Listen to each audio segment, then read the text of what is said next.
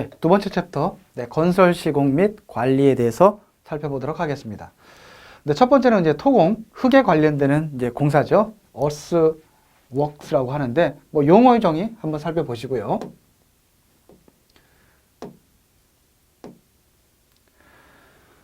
그리고 절토라고 하는 것은 뭐죠? 흙을 깎아내는 거. 성토라는 것은 흙을 쌓는 거. 그것을 우리 절토, 성토 이렇게 구분을 하고 있고요. 구배 이런 것까지 굳이 암기까지는 안 하셔도 되겠고요. 또 토랑 변화율은 뒤에도 나오겠지만 이 L값 또는 C값에 따라서 우리가 나중에 운반토가 어떻게 되는지 그런 부분은 우리 계산 문제를 통해서 학습을 하시면 되겠습니다.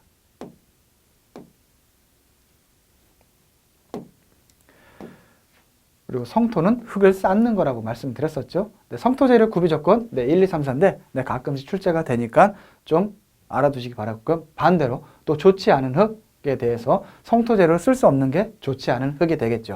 또 성토 시공법은 수평으로 쌓는 방법하고 전방층 쌓기법 해가지고 몇 가지 방법이 있으니까 요거에 대해서도 한번 정의 사항에 대해서 한번 제대로 알아두시기 바라겠습니다. 두 가지 방법 해서 또 비계층 쌓기 이런 방법까지 가끔씩 출제가 되고 있으니까,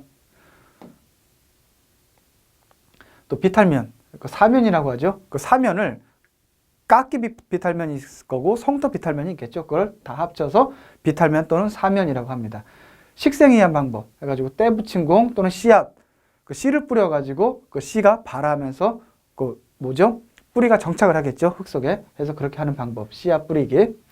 여러 가지 방법들이 있으니까 돌 붙이기, 구조물에 의한 보공, 돌 쌓기 공, 돌 붙이기 공, 기타 콘크리트 격자 블록 공, 이러한 방법들까지 있으니까 그 정의사항 부분은 개인별로 좀 알아두시기 바라겠습니다. 또 기타 시공 기면 결정 시 고려사항, 또 토량 변화율 해서 보면은 L값, 이 부분을 좀 잘 알아두셔야 됩니다. 토량 변화율 기본 정의사항, L값이라고 하는 것은 자연 상태, 원지반 상태의 그 흙의 부피 있죠? 최적과 느슨한 상태의 토량을 L값이라고 하고요. 또 자연 상태의 토량분의 부피입니다. 부피. 그리고 다져진 상태의 토량의 부피를 C값이라고 합니다.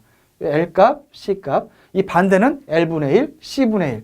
다져진 상태에서 느슨한 상태는 어떻게 보시면 C분의 1. 얘를 기준으로 해서 분모가 들어가고요. 느슨한 상태에서 다져진 상태라고 하면 L분의 C, 이렇게 생각을 하시면 되겠습니다. 문제 해가지고 토량 변화율 해가지고 출제가 굉장히 많이 되고 있는 상황이니까 정확히 좀 알아두시기 바라고요. 유토곡선에 대해서도 가끔씩 말로 나오면서 출제가 되고는 있습니다. 토량에 따라서 절토 구간, 성토 구간, 절토에서 성토 구간이 되면 흙의 변화량이 어떻게 되고, 성토 구간이었다가 절토 구간이 되면 유토곡선에서는 흙의 양이 어떻게 되는지 한 번씩 읽어보시기 바라겠습니다.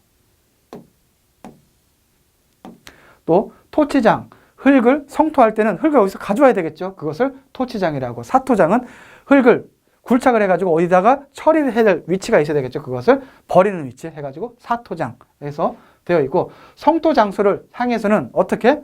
하향 구배로 성토 위치, 흙을 여기서 성토를 합니다. 흙을 굴착을 해가지고 이 부분에다가 흙을 쌓는 거죠. 이게 성토가 아니죠. 그 토치장이죠. 토치장. 그러면 토치장을 갈 때는 덤프트럭은 빈 차로 가도 되겠죠. 근데 흙을 만재해서 덤프트럭에 흙을 실은 상태에서 오르막길보다는 실은 상태에서 어떻게? 하향 구배, 즉 내리막길이 좋겠죠. 네, 그 의미입니다. 네, 토공량 계산. 요것도 이제 가끔씩 출제가 되는데 주로 나오는 게 사각주법, 삼각주법 이렇게 되는데 사각주법 위주로 한번 보겠습니다. 토공량은 4분의, 이거 공식이에요. A, B인데 시그마 H1은 뭐냐면 각각에 대한 표고 높이가 나와 있어요. 그러면 H1은 두 면이 접하는 부분, 끝에 부분이에요. H1. 두 면이, 두 개의 선분이 접하는 부분. H1이죠? 그래서 시그마 H1이고, 더하기 2에다가 시그마 H2는 뭐냐?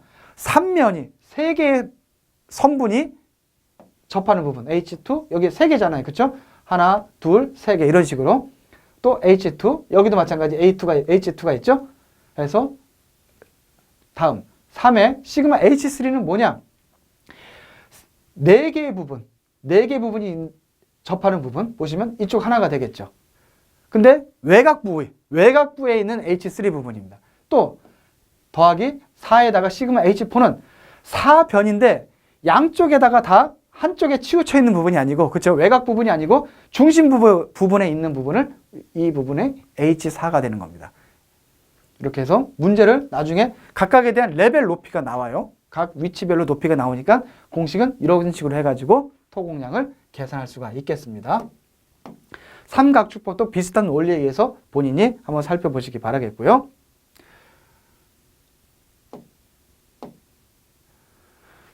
또 양단면 평균법 해가지고 이런 부분들은 공식이 양단면은 양쪽에 있다 하게 문제 풀어보면서 이거 나중에 한번 풀어보도록 하겠습니다. 하고 만약에 안 나오더라도 가끔 가다 보면 기출문제, 아까 제가 좀 전에 했던 부분들이 있죠. 그 문제가 제일 많이 나오고 그 다음이 양단면 평균법이고 있죠. V는 2분의 A1 더하기 A2 곱하기 길이 해가지고 하는 부분 문제를 보시면은 그렇게 어렵게 나오고 있지는 않고요. 가끔 가다 이 형태 비례중앙법 또는 이 부분 주상체 각주 방법 해가지고 6분의 1을 하는 경우나 아니면 3분의 1을 하거나, 그러니까 이 부분, 이 문제가 또 출제 비율이 가끔씩 높게 나오고 있습니다. 네, 예상 문제. 주로 이제 말로 하는 유토곡선에 대한 부분들 한번 이해하셔가지고 한번 문제 한번 풀어보시기 바라겠고요. 동결지수는 G는 C 루트 F라는 공식 하나 있으니까 이것도 뒤에 토질 쪽에서 나옵니다. 네, 토량에 대한 한번 볼까요?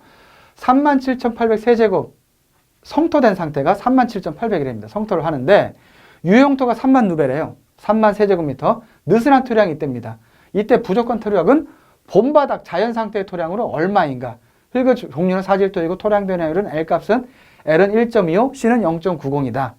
그럼 느슨한 유형태의 성토량.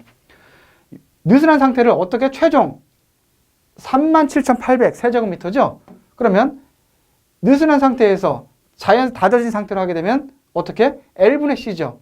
그럼 3만 느슨한 상태 토력 있죠? 3만을 L분의 C를 하게 되면 L값, C값 정해져 있고 해가지고 21,600이 있는 거죠. 근데 이 중에서 부족한 토량을 이 본바닥 상태의 토량으로 또 다시 환산을 해야 돼요.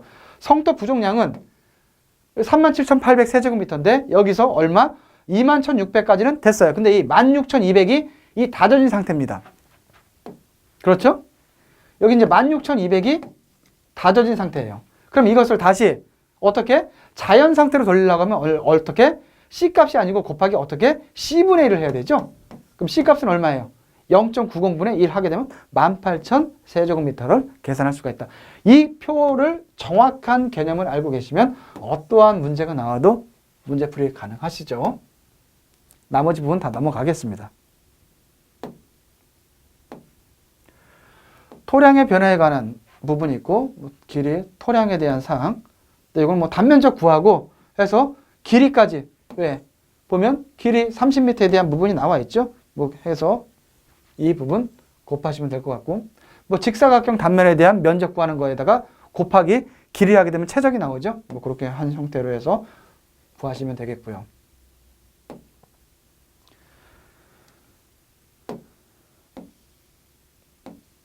토량 변화. 이 부분은 아무튼 토량 변화율 또는 가끔 가다가 시공기면 또는 유토곡선에 대한 이해 부분 가끔 출제가 되고 있으니까 명확하게 알고 가시면 되겠습니다. 비슷한 유형의 문제가 굉장히 자주 나오고 있어요. 토량곡선, 유토곡선 이런 부분, 토량, 그렇죠? 다음 기초공 한번 보겠습니다. 얕은 기초는 기초의 폭분의 근입 깊이라고 합니다. 이게 1에서 또는 4 이하. 깊은 기초는 주로 이제 말뚝 기초가 되는데 기초의 폭 대비해 가지고 어떻게? 기초의 근입 깊이라고 하죠. 근입 깊이가 어떻게? 1 이상 되는 경우를 깊은 기초라고 한다. 푸팅 기초하고 종류는 얕은 기초는 푸팅 기초, 매트 기초 이런 형태로 되어 있고 깊은 기초는 말뚝 기초, 케이슨 기초 정의사항입니다. 한번 보시기 바라겠으며 기초의 구비 조건 내용 가끔씩 출제가 됩니다. 이론 문제로. 또 말뚝 기초.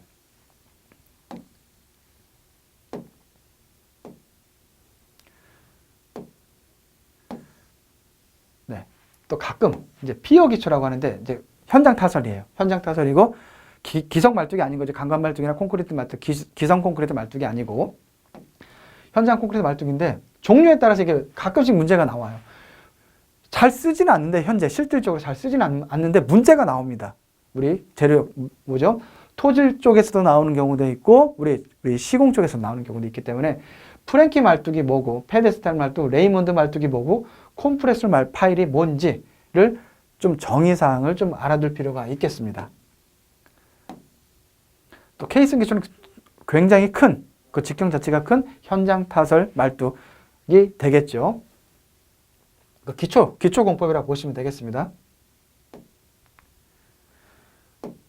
종류는 오픈 케이슨, 뉴매틱 케이슨, 뭐 이러한 종류가 주로 있고요. 공기 케이슨이 뉴매틱 케이슨이죠. 또 박스 케이슨 이렇게 구분이 되는데 특히 이제 뉴매틱 공기 케이스는 이 케이슨 안쪽에 오픈 케이스는 물이 있어요. 근데 어떻게 공기 케이스는 그 내부에 압력을 주기 때문에 이 공기 자체가 그 케이스 안으로 물이 들어오는 것을 사전에 차단을 합니다. 그래서 드라이웍이 가능하죠. 건조 상태 그냥 맨 땅에서 아무리 수면 하라고 하더라도 맨 땅에서 할 수 있는 즉 드라이웍이 가능하다는 이제 장점이 있습니다. 근데 단점은 우리 뭐죠? 굴착 깊이에 제한이 있고 소음 진동이 크면서 왜 높은 압력에 따라서 압력 상태에서 일을 하기 때문에 케이슨병에 유의를 해야 되는 거죠. 이런 부분 좀 차이점, 장단점은 네, 공기 케이슨에 대해서 좀 알아두시기 바랍니다. 네, 예상 문제, 뭐 케이슨 공법, 뭐 말뚝, 기성 말뚝, 콘크리트 말뚝, 또 현장 타설 말뚝에 대한 부분 알아두시고요.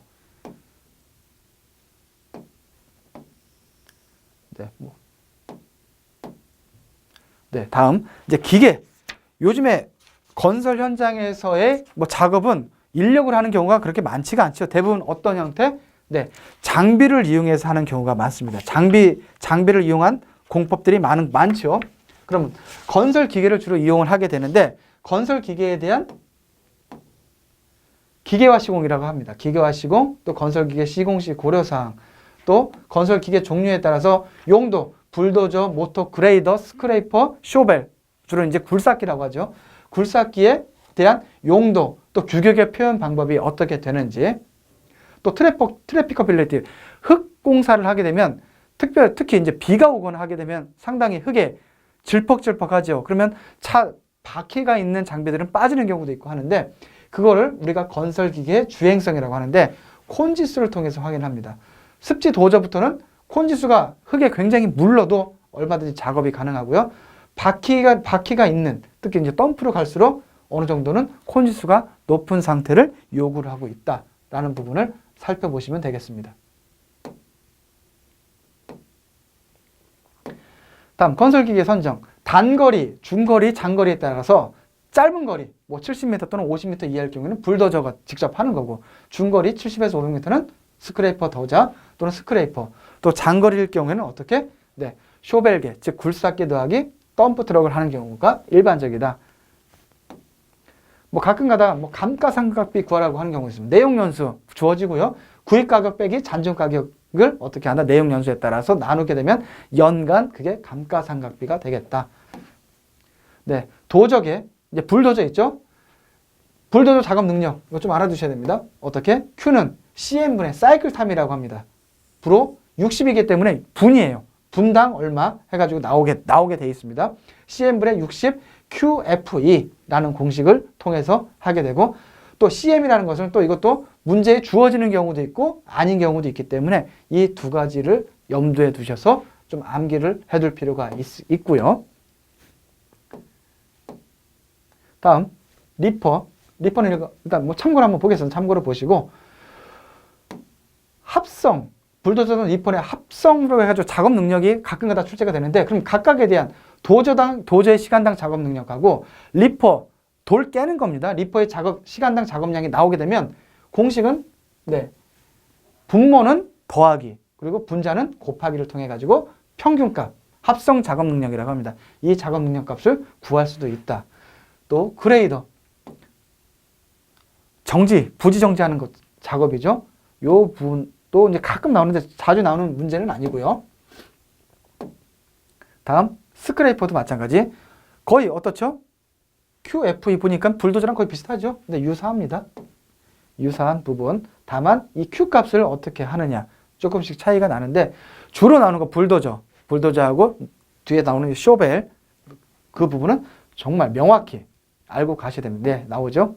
쇼벨계 작업 능력의 굴삭기, 쇼벨계 그 건설기계의 작업 능력입니다. CM분의 3600 QKFE다. 각각의 Q, K, F, E가 무엇인지 정확히 알아두고 가셔야 되겠습니다. 덤프트럭. 덤프트럭도 사이클 타임분의 60 QF인데 여기서 QT는 뭐냐? 감마 T분의, 감마 T는 여기서 뭐라고 나와 있습니까? 네, 감마 T는 네, 자연상태 토석의 수변 단위 질량이다. 그리고 T라는 것은 덤프트럭의 적재량을, 또 L값은 토량 변화율, L값이죠. 요거에 따라서 쉽게 나올 수 있는 경우도 있고 요 QT까지도 구하라고 하는 경우도 있고 그렇습니다. 요 부분하고 요 부분.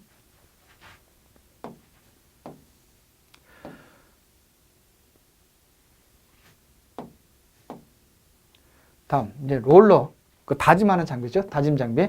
다짐 장비에 대한 종류는 전압식 다짐이냐 아니면 진동식 다짐이냐. 전압식은 주로 흙이죠. 토사, 그 점토질 성분의 그런 토사들. 그리고 진동식은 주로 사질토, 모래질 집안을 다지는 경우는 사질토인데 진동식으로 해서 다지게 된다. 또는 충격식은 소규모 장비 또는 폭 자체가 짧은 겨, 작은 그 뒤체형 부분이라든지 하는 경우는 충격식 다짐 해서 램머 템퍼가 가장 대표적이다. 네, 롤러계 작업 능력 또 나오는데 이거는 본인들이 그 수험자분들께서 내가 암기할 수 있는 능력이 있겠다 하게 되면 하시는 거고, 그 외에 좀 어렵다 하게 되면 불도저, 두 번째가 뭐라 그랬었죠? 쇼벨계, 세 번째 덤프트럭. 이거는 세 가지는 반드시 알고 가시고 나머지는 본인들이 여유가 되시면 하시고, 마찬가지 추가적으로 또 하나 램머 템퍼 같은 충격식 다짐기계 작업 능력도 네, 좀 알아두실 필요가 있겠습니다. 이 건설기계 쪽은 말로 나오는 것보다는 어떤 걸로? 네, 작업 양에 대한 부분 계산하는 게 매 회별로 최소 한 문제에서 두 문제 정도 나오기 때문에 이 부분은 좀 제대로 알고 가셔야 되겠습니다. 네, 준설기계도 보면 그라브 준설선, 이거 종류에 따라서 이것도 좀 알고 가셔야 됩니다. 준설기계에 대한 사항, 디퍼 준설선, 뭐 버켓 준설선, 또 펌프 준설선 해가지고 준설이라고 하는 것은 강 바닥을 어떻게 파내는 거죠. 그것을 또 준설이라고 합니다. 그러니까 준설에 대한 그 네 가지 준설선에 대한 용도에 대해서 좀 명확하게 알아두시기 바랍니다. 네, 예상 문제. 말로 하는 부분 넘어가고요. 네, 공식 구하라는 것도 나오죠. 네, 공식 구하라는 것도 나오는데, 네, 보시면 진동에 대한 그 램머 템퍼에 대한 뭐 공식도 나오고, 네, 도적의 시간단 작업량 구하는 거 나오죠. 뭐 기타, 뭐 용도 또는 충격식 다짐기계 용도, 이렇게 말로 쉽게 나오는 경우도 있고 어렵게 나오는 경우도 있고, 또 도저에 대한 용도에 따라서 문제를 보시면서 한번 알아두시기 바라겠고요.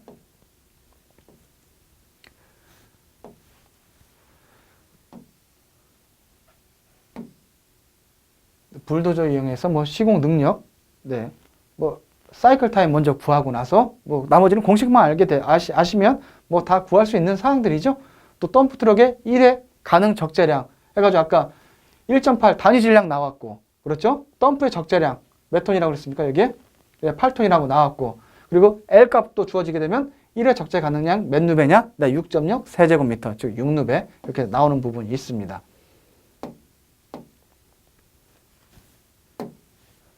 네, 요거 합성하게 되는 공식 아까 잠깐 설명을 드렸었고요. 네, 이런 부분에서 뭐 큰 어려움 없이 공식만 아시게 되면 뭐 쉽게 뭐 해결하실 수 있는 부분입니다. 또 또 암석 발파 및 이제 터널공에 대해서 한번 말씀드릴게요.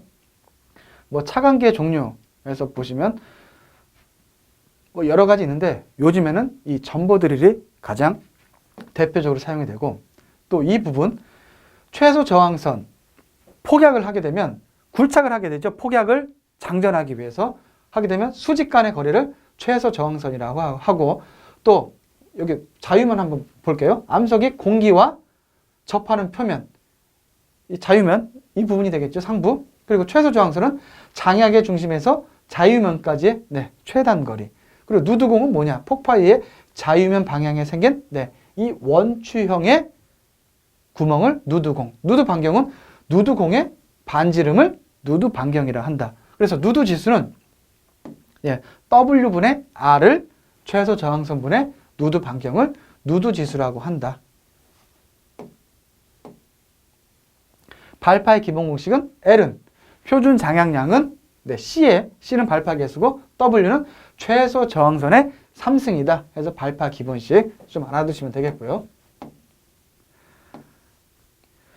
폭약에 의한 안반 굴착 방법은 신발 발파 해가지고 신백의 발파 방법 해가지고 스윙컷, 번컷, 노컷, V컷, 피라미드 컷, 또 벤치컷, 우리 의자 형태로 해가지고 벤치 형태로 해서 단계별로 발파를 하는 벤치컷 방법이 있고요. 약간 응용된 CW3승을 CWSH로 해가지고 벤치컷일 경우에는 장약량 계산식에 조금 변형이 되어 있다라고 보시면 되겠습니다. 그리고 폭파를 조절하는 방법 또 여러 가지 있는데, 라인 드릴링은 단순하게 그냥 우리 굴착기로 그 전보 드릴이나 이걸로 해가지고 순수하게 계속 그 굴착면을 따라서 터널면이, 예를 들어 굴착면이 이렇게 되어 있다면 이 부분을 계속 어떻게 굉장히 조밀하게 구멍을 굴착을 하는 겁니다. 이러한 방법이 라인 드릴링 공법. 이제 쿠션 블라스팅 또는 프리 스플리팅, 또 스무드 블라스팅 해가지고 내용을 읽어보시고 조절 발파라고 하는 것들입니다. 그래서 폭파 조절 공법은 라인 드릴링 공법도 있고 뭐 여러 가지 해서 종류가 있다라고 해서 한번 내용 자체를 암기하시기 바라겠고요.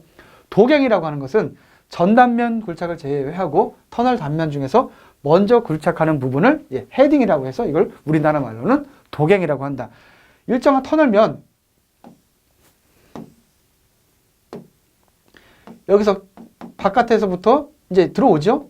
들어오게 이렇게 터널을 파야 되는데 먼저 선진으로 해서 나가는 부분을 우리가 도갱이라고 한다는 얘기입니다. 종류는 저설 도갱 뭐 이렇게 용어 정의는 이렇게 되어 있고요. 그래서 도갱을 굴착하지 않는 것은 전체를 다 필요가 없는 경우는 전단면을 한꺼번에 한다는 얘기죠. 그래서 이거는 전단면 공법, 그리고 뭐 상부 반단면 공법, 여러 가지 용어 자체는 뭐 여러 가지가 있습니다. 그리고 터널 공법 중에서는 오픈컷 메소드 해가지고 전체를 다 오픈해서 오픈 상태에서 뭐죠? 개착해서 토닐이 좋고 대지 면적이 넓을 때 시공하는 방법을 우리가 완전히 오픈 상태에서 윗부분이 노출이 되어 있는 거죠. 이걸 개착 공법. 또 실드 공법은 하천 바다 밑에서 연약 지반일 경우, 또 대수층 지반의 터널 공법으로 해서 개발되어 있는 부분에서 도시 터널 등에서 주로 적용이 되는데 연약 지반 쪽에서 많이 적용이 된다. 또 침매, 터널 일부를 케이스 모양으로 육상에서 제작한 후 어떻게 물에 띄워 침설 장소까지 콘크리트 큰 구조물이 있죠. 박스 같은 구조물을 육상에서 제작을 해가지고 바다 해상으로 이동을 합니다. 그래서 예항한 후 소정의 위치에 침하시키죠. 그것을 가설 부분과 터널 계속 연결하겠죠. 해저에서 메워가지고 터널을 연속적으로 구축하는 공법이 되겠습니다. 거가대교가 가장 우리나라의 첫 번째 그 침매 터널 공법이 되겠죠. 우리나라의 경우에. 또 TBM 공법. 이거는 기계를 이용한 기계 아예 뭐라고 해야 되나요? 굴삭기라고 해야 되나요? 그 터널 면을 계속 갈아내는 거죠. 그 회전을 이용한 공법을 그 기계 장치를 이용해 가지고 하는 방법이 TBM 공법이다. 지복공이라는 복공이 적어지고 굴진 속도가 굉장히 빠르다. 단점은 지질에 따라 적용하는 데 있어서 지질 변화가 심하게 되면 또 적용하는 데 있어서 제한이 있습니다. 또 나튼 공법은 뭐 터널 공법하는 데 있어서 전통적으로 제일 많이 우리나라에서도 활용되고 있는 공법이 나튼 터널이죠. 나튼 공법이다. 터널에 공법할 때 뭐 동바리공, 뭐 강제 동바리공, 목재 동바리공 하는데 지금은 목재 동바리 공법을 하는 경우는 뭐 거의 없죠. 네, 라이닝. 터널 굴착면을 우리나라 터널 공법의 일반적인 방법은 그 굴착면 상태를 그대로 노출하지 않죠. 바로 어떻게 하죠? 쇼크리트를 타설을 해가지고 1차 복공을 합니다. 그리고 나서 추가적으로 라이닝 콘크리트를 타설하는 경우가 우리나라의 경우에는 일반적인 방법이 되겠죠. 그래서 복공이라고 하는 것을 라이닝이다. 또 터널 안반 자체가 안반 굴착을 했더니 그 부분이 어떻게 좀 안정되어 있지가 않다라고 하게 되면은 록볼트로 해가지고 보강을 해주죠. 그 부분. 그래서 록볼트 작용 효과, 봉합작용, 보형성작용, 보강작용, 내압작용 이러한 효과가 있다. 작용 및 효과가 있다는 거 좀 알아두시기 바라겠습니다. 네, 예상 문제. 뭐 TBM 공법부터 해서 뭐 관련되는 내용들 한번 읽어보시기 바라고요. 또 심폐기 발파가 뭐 아닌 것도 마찬가지. 노컷, 번컷, 피라미드 컷, 벤치 컷 있는데 해당되는 게 뭐죠? 네, 벤치 컷 별도로 있었죠. 문제에서 우리 핵심 정리할 때도.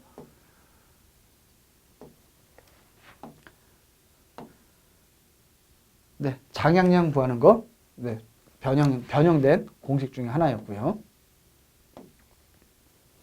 네, 록볼트에 대한 사항도 뭐 좀 전에 말씀드렸습니다.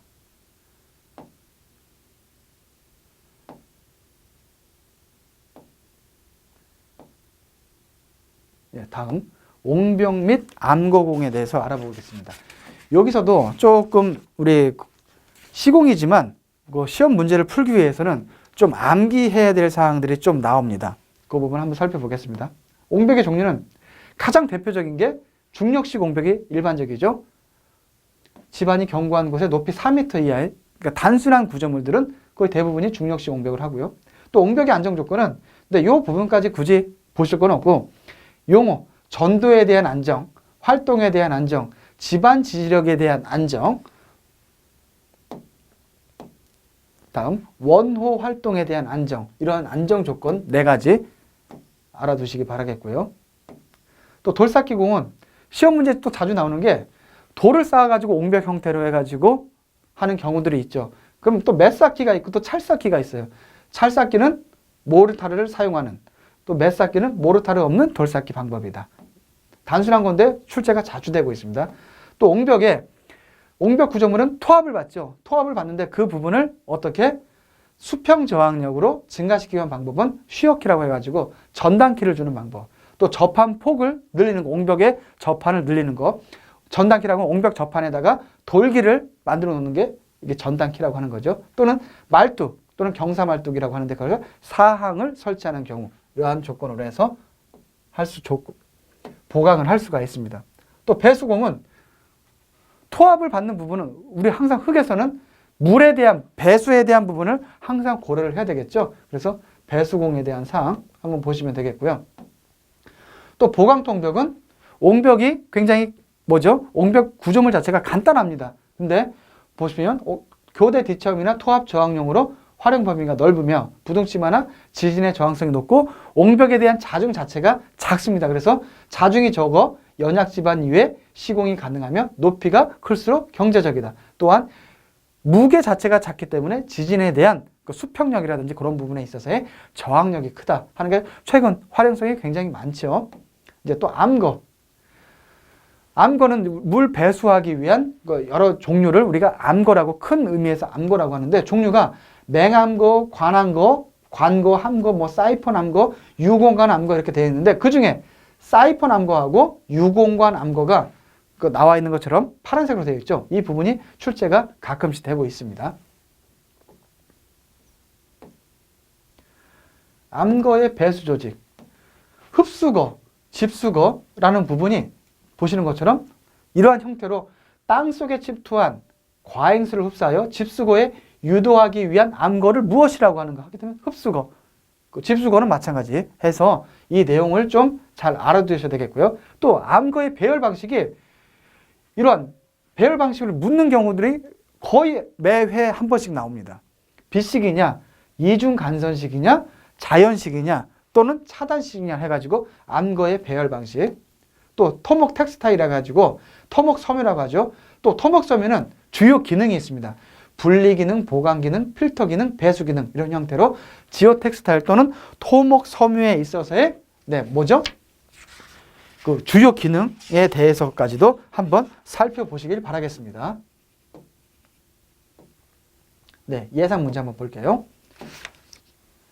네, 매 쌓기, 찰 쌓기, 뭐 이렇게 찰 쌓기 방법.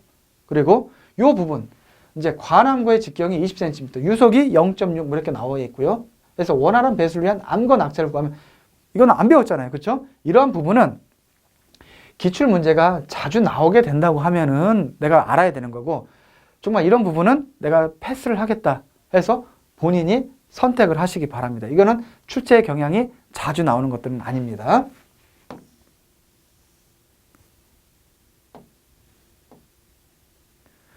네. 배열 방법이죠. 암기와 배열 방식 제가 자주 나온다고 그랬습니다.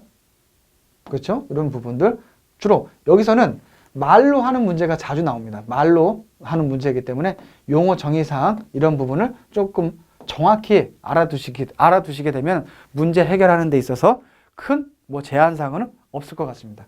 네, 6번 교량공부터는 잘라가지고 다음 시간에 하도록 하겠습니다.